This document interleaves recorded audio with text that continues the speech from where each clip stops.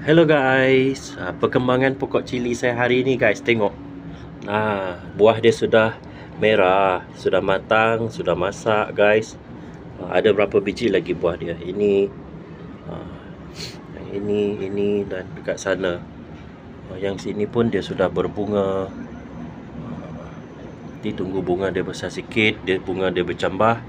Saya akan buat secara manual untuk pendembungaan dia guys, nanti supaya dia boleh hasilkan buah begini guys. Sebab saya tanam di tempat yang tinggi, dekat kondo tingkat 40, tapi dekat atas ini tiada serangga guys, untuk membuatkan bunga dia boleh menghasilkan buah, itu sistem pendembungaan daripada serangga.